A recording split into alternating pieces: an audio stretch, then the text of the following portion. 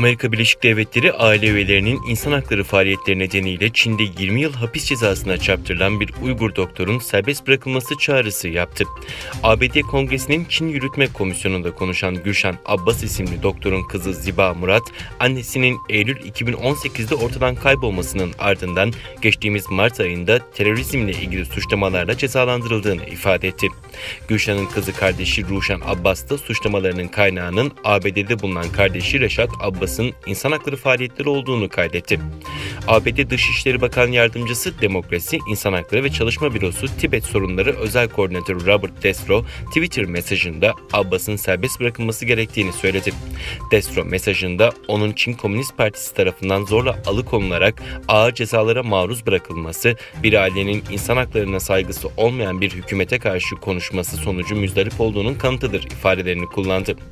ABD Kongresi'nin Çin Yürütme Komisyonu Başkanı Demokratik temsilci James McGovern da ifade özgürlüğünü savunan masum bir aile üyesinin cezalandırılmasının ahlaki olarak kınanması gerektiğini söyledi.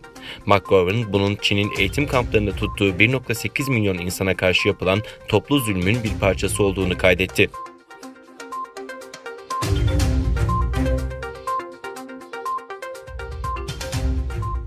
Bugün 1 Ocak, Doğu Türkistan'daki kamp kurbanlarının ailelerinin İstanbul'daki Çin Konsolosluğu önündeki protesto gösterilerinin 11. günü. Aileleri Çin hapishanelerinde veya toplama kamplarında tutulan Türkiye'deki Uygurlar, İstanbul'daki Çin Konsolosluğundan aileleri hakkında net bir açıklama istiyor.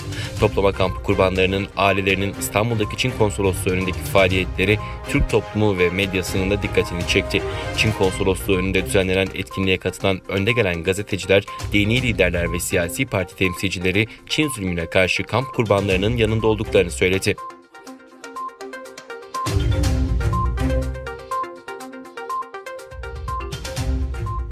Beyaz Saray Ulusal Güvenlik Danışmanı Robert O'Brien, Çin'in bazı devlet dışı aktörlere Afganistan'daki Amerikan askerlerine saldırması için para teklif ettiği konusunda briefing verdi.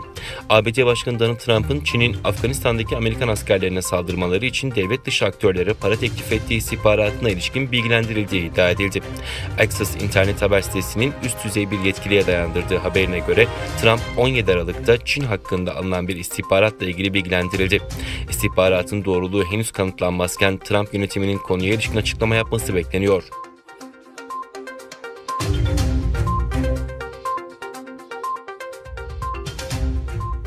Çin Hastalık Kontrol ve Önleme Merkezi yeni tip koronavirüsün İngiltere'de mutasyon geçiren ve daha hızlı yayılan türüne Şangay'da rastlandığını açıkladı. 23 yaşındaki kadın hasta Çin'de COVID-19'un mutasyon geçirmiş bu türüne yakalanmış tespit edilen ilk vaka oldu. Yetkililer virüse yakalanan kadının 14 Aralık'ta İngiltere'den döndüğünü ve bu kişinin temasta bulunduğu kişilerin tespiti için araştırma yapıldığını açıkladı. İngiltere'de COVID-19'un daha hızlı yayılan türüne şimdiye kadar en az 18 ülkede daha rastlandı.